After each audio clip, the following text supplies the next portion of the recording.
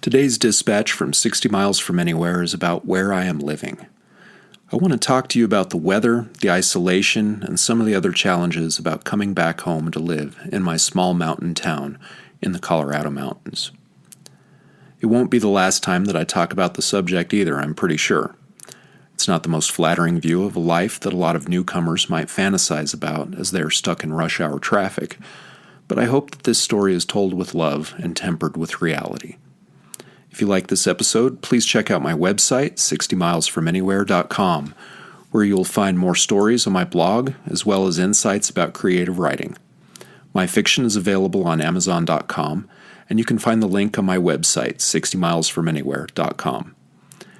The book is called Song of the Cinder, and it's available in both trade paperback and ebook for Kindle as well. It would make a great holiday or birthday present for that lover of fantasy, alternate history, or horror in your life. Your donation to support this podcast and my website are always appreciated. You can check out my Buy Me a Coffee link. Be sure to leave a rating or a comment on the platform you're subscribed to as well. Ratings and comments help improve my rankings on platforms such as Spotify, Apple Podcasts, Audible, and many others. I'm also an affiliate with Origin USA, a company that makes boots, jeans, martial arts gear, and all sorts of other things that are 100% American-made. Click the link on my website and use code Harris10 for 10% off your next purchase. I've been wearing my American Bison boots for nearly 2 years, and I never leave home without them. I put them through things that would chew up lesser boots, from climbing up the side of the mountain to walking several miles a day in European cities. They work great on the trail, and if you polish them up, they look nice enough to wear to a fancy dinner in a restaurant. So let's begin today. This is where I am. It's been a while since I've used an alarm clock. Even the idea of setting a time to wake up fills me with so much anxiety I can hardly sleep. Most of the time, I just give up trying to sleep and drag myself out of bed. I'm lucky enough that my new life doesn't require alarms most of the time. When there is work, I work, and if there isn't work, I do something that can become work. Each morning, the west wind hits me in the face as I wait for my dog to finish sniffing around the sagebrush outside. This time of the year, mornings are always cold, and the old house where I'm living isn't much better. Here, the air is thin and frigid. Since you're a lot closer to the sun, on a bright day you can feel yourself being cooked as you simultaneously freeze. The town isn't much different than it was when my family arrived just after the Second World War. Both my mom and my dad's families lived in other towns in the area throughout the Great Depression. I must have heard the story 100 times about how my grandpa mowed the lawn of the Steamboat Courthouse. Even now, the legend gets a sarcastic mention whenever I drive past. That town is 60 miles away, just like every other town. Where I am living sits at the hub of 3 highways that people mostly use to get to other places. Town hasn't changed much in the last 80 years. If anything, it's smaller. When I was growing up, we had an elementary school and a high school separated by world-class sledding hill and a football field. Today, everyone is consolidated into the high school building, and the elementary is abandoned, home now only to the bats that have moved in from the holes and broken windows made by local little shits who haven't changed much in several generations. This hub at the epicenter of highways is populated by 2 gas stations, a post office, 1 bar, and a Family Dollar store. A grocery store is perched on the hill outside of town. 3 restaurants open sporadically, and all serving pretty much the same thing: burgers, sandwiches, fries. And around 700 people who are all tenuously related to each other somehow call this place home.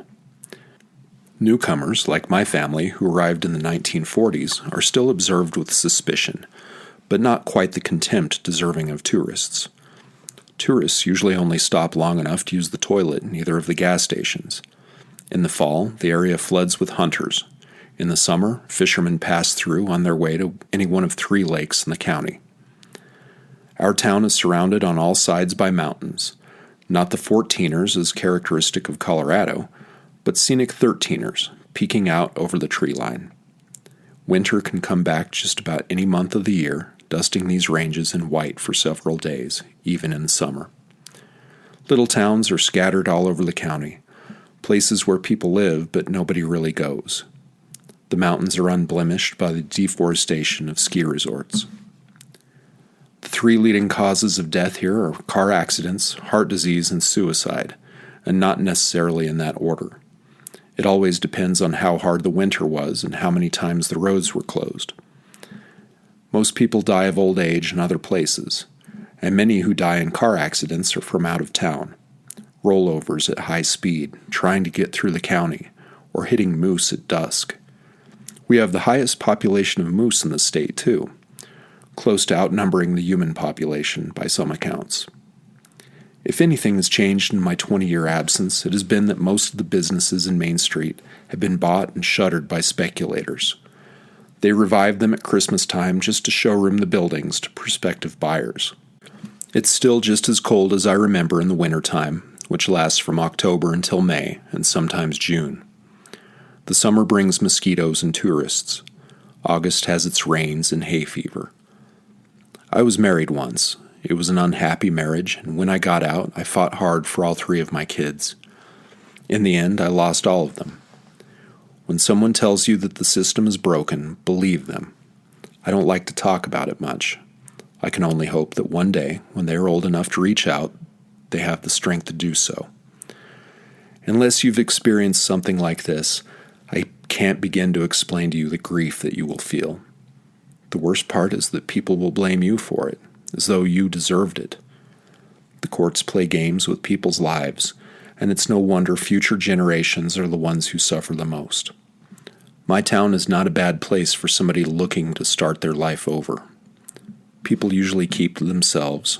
For the most part, you only find trouble if you go looking for it. Sometimes it gets lonely.